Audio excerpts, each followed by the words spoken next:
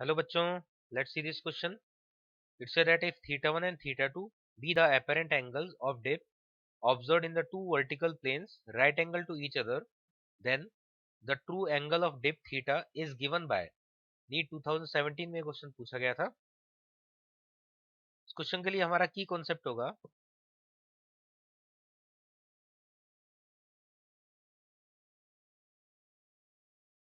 अर्थ में जो magnetic meridian होता है, जहाँ पर हम अपना ये अर्थ का मैग्नेट इमेजिन करते हैं, तो उस मैग्नेटिक ये जो मैग्नेट से जाने वाला जो प्लेन है इसको बोलते हैं मैग्नेटिक मेरिडियन। तो इस प्लेन पर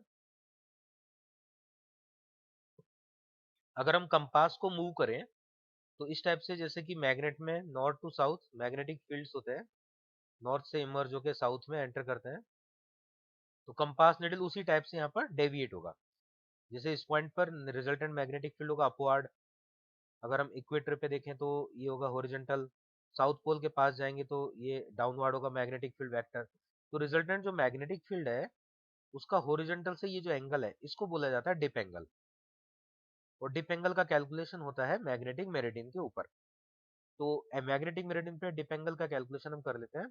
सपोज इस डायरेक्शन में हो गया हॉरिजॉन्टल मैग्नेटिक फील्ड, इस पॉइंट को कंसीडर कर लेते हैं हम, ये पी पॉइंट है। तो पी पॉइंट पर दो कंपोनेंट होंगे, एक हॉरिजॉन्टल और एक वर्टिकल। हॉरिजॉन्टल के साथ ये जो एंगल है इसको बोलते हैं डिप एंगल, ये हो गया नेट मैग्नेटिक फील्ड। तो यहाँ से जो रिलेशन आएगा बी एच बी हॉरिजॉन्टल, ये हो जाएगा B cos theta and B vertical will be B sine theta.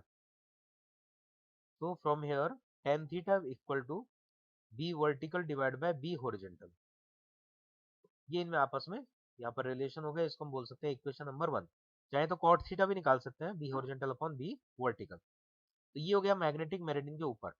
अब हमारा क्वेश्चन ये है कि यहाँ पर हमें दो परपेंडिकुलर प्लेन लेना है और वहां पर एपरेंट डिप एंगल देखना है।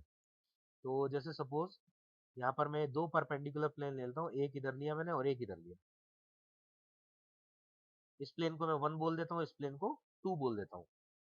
तो यहाँ पर ये जो 1 प्लेन है, इस प्लेन पर हम पहले कैलकुलेशन करके देखते हैं। ये जो 1 प्लेन है इसका जो मेन हमारा मैग्नेटिक मेरिडियन है, इससे मैं एंगल ले लेता हूँ यहाँ पर फाई। क्वेश्चन में यहाँ पर एंगल जो है वो थीटा 1 थीटा 2 जो गिवन है वो प्लेन के ऊपर डिप एंगल है, में ये डिफरेंट है, ये फाई एंगल है between the planes, between the given plane and magnetic meridian. For example जैसे दो प्लेन्स के बीच में ये एंगल हो गया फाई। तो यहाँ पर अगर हम देखें तो हॉरिजॉन्टल जो कंपोनेंट था बी एच, उसके तो कंपोनेंट हो जाएंगे इधर बी एच कॉस फाई, और बी वर्टिकल जो है वो दोनों में कॉमन रहेगा। अगर हम यहाँ से देखें तो ये जो इंटरसेक्शन से जाने वाला लाइन है, ये लाइन है बी वर्टिकल, तो बी वर्टिकल यहाँ पर दोनों प्लेन में कॉमन है।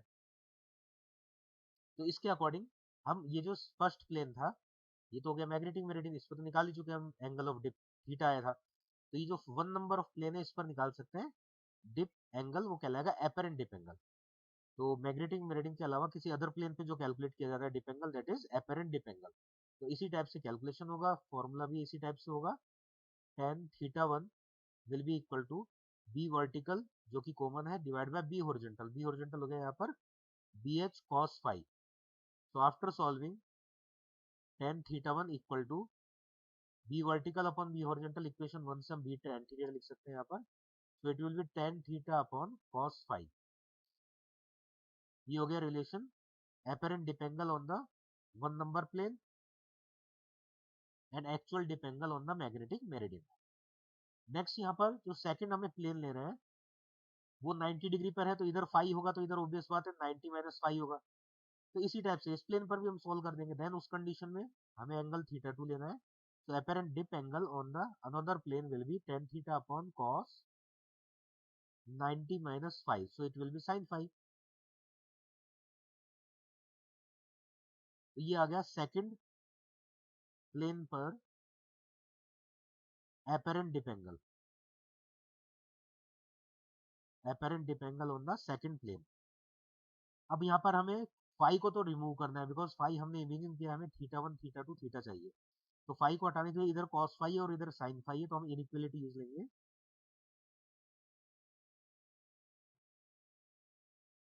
वैल्यू पुट करेंगे। First of all sine phi यहाँ से देखेंगे तो it will be tan square theta upon tan square theta 2। Similarly cos phi हम कैलकुलेट करेंगे इस इक्वेशन से।